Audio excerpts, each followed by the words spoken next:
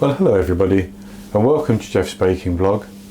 Now today I'm going to be making some individual Congress Tarts. Now Congress Tarts, from what I've been reading, are very similar usually to Bakewell Tarts, with pastry case, a layer of raspberry jam and then a sort of almond frangipane on top. But in some instances, as well as the almonds, these Congress Tarts have coconut. So for mine, I'm going to use almonds and coconuts just to make sure that they are different from Bakewell Tarts. Some of them have a pastry cross put on the top of them. Some have flaked almonds and some just have nothing. So I'm going to leave mine plain, maybe put just a little bit of extra coconut on the top, and fill the cases so that they rise above the level, so to speak. Now for that we need some short crust pastry, and I'm going to make a sweet short crust pastry. You can use as much or as little sugar. When I say as much, you can use a lot of sugar if you want to, or you can use a little sugar just to give it a bit of sweetness. I've opted for 50 grams. I've seen some recipes where they use at least twice as much as that, and I've seen other recipes where they just use a tablespoon. I'm also using caster sugar. You could use icing sugar if you wanted to. So for the ingredients for the pastry, I have 225 grams of plain flour, and I have 110 grams of cold butter, 50 grams of caster sugar, one large egg, that would be extra large in the USA, and some ice cold water should I need it. Now you could do this in a food processor. It would certainly be much quicker than the way I'm going to do it, but basically the first thing you need to do is to mix the sugar, the butter and the flour, and work the butter into the sugar and flour mixture until you have a breadcrumb like texture. Now the way you do that, and the way I do it, if not using a food processor, is to rub it between my fingers like that. So picking up the chunks of butter with some flour and sugar and rubbing it, and you carry on doing that until you've reached a breadcrumb like texture. Now you could, if you wanted to, use a pastry cutter to cut it in, and that would go like that, or a combination of both. I do use a pastry cutter, but I don't use it usually at the start because it just clumps together too much. But once the butter's started to work in, I often resort to the pastry cutter.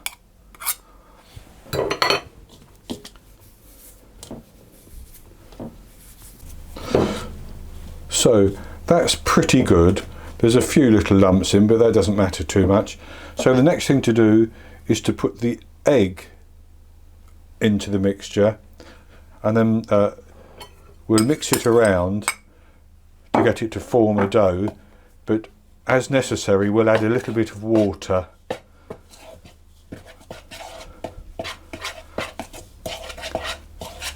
just to make sure that it all comes together.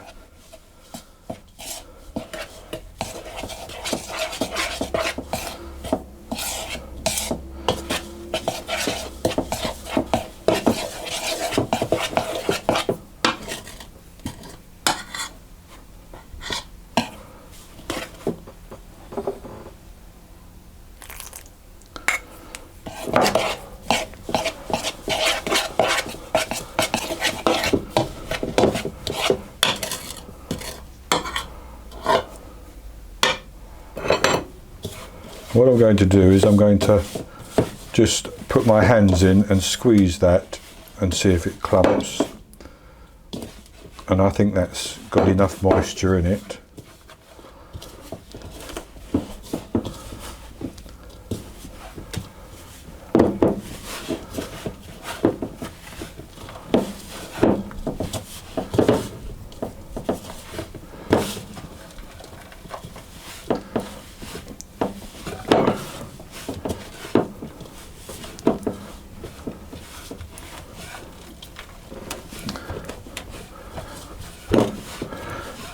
So I added maybe a tablespoon of water, maybe a little bit less, but you just need enough egg and water so that it comes together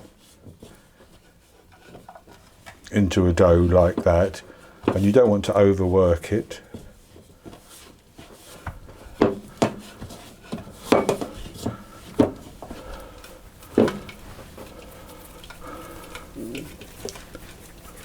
So having got our dough, the next thing to do is to chill it in the fridge for an hour.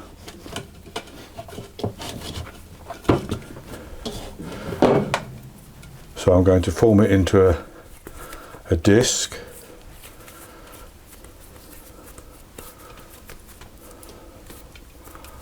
Like that. I'm going to wrap it in some plastic wrap.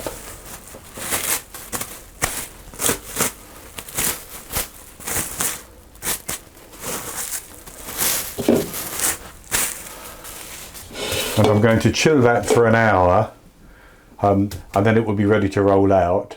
So I'll set up and come back and we'll make our filling.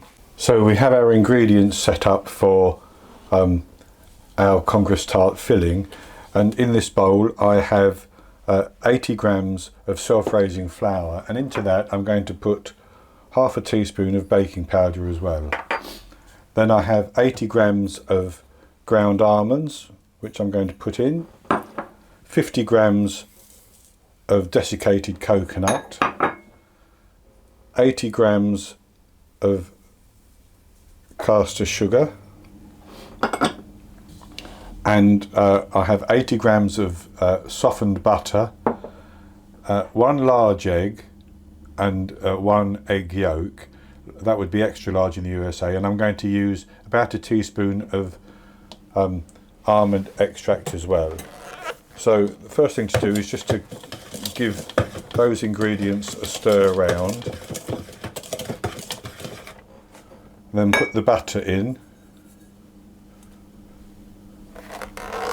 and it has to be very, very soft.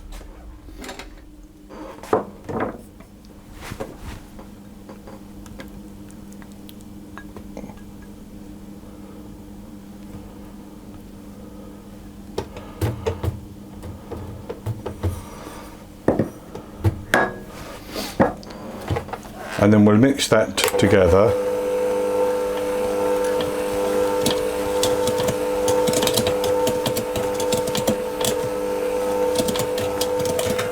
With that clumped like that, I'm going to put in the almond extract,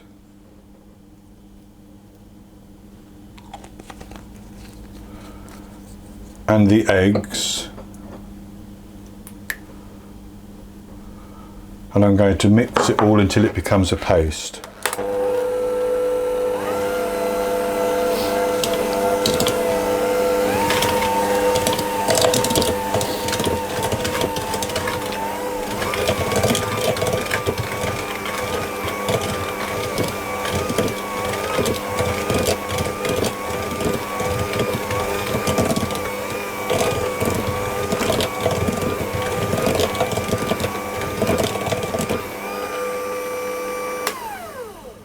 So that's that done. As you can see, it's very simple. You could do it all by hand if you wanted to. And we just set that aside until we've rolled out our pastry. So we'll get on to do that now. Actually rolled out my pastry, but I'll show you how I did it. I cut the pastry in two, and I put it onto a floured work surface, and I rolled it out to about 1/8 of an inch in thickness, 3 millimeters, and then with a 9 centimeter, 3.5 inch cookie cutter, I cut out circles like that, and I placed the circles into my bun tin And you could use a muffin tin, but I have a bun tin here. They're shallower.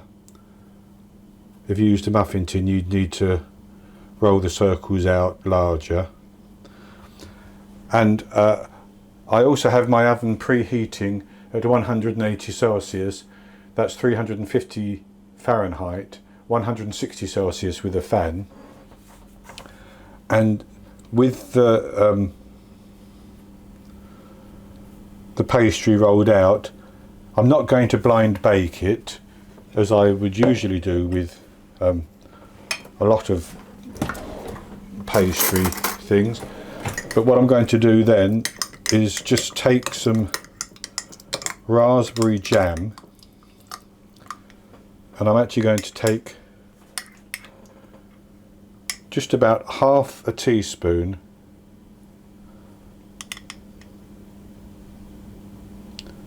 and put it into each pastry case.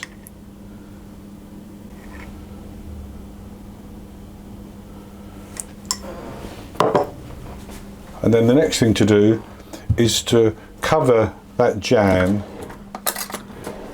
with our paste. And I'm just going to pop that in like that.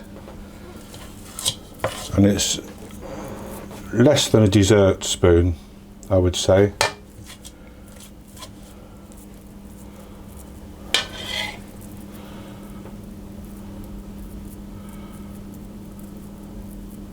And with those covered like that, what I'm going to do is I'm going to put them into the oven, and I'm going to bake them for 20 minutes, maybe 23 minutes, until they're completely baked and they've risen a little bit as well.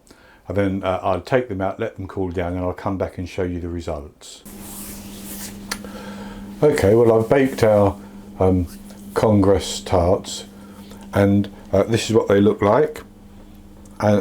I've cut one open so that you can see the raspberry jam and then the topping of ground almonds and coconut.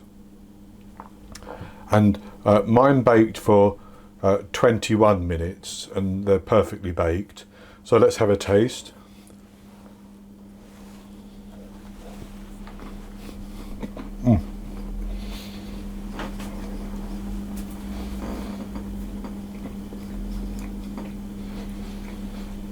That is a very good mixture.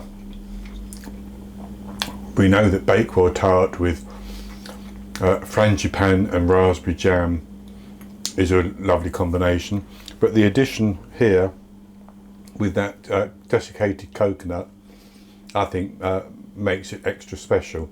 That's very good indeed. So I hope you've enjoyed the video, and if you have, please give me the thumbs up below the video and click to subscribe to my YouTube channel. In the top right hand corner of the screen I will put an eye that you can click on, and that will take you to the recipe, and I'll also put a link for the recipe below the video, and I will be back with you in the near future with another recipe. So until then, happy baking.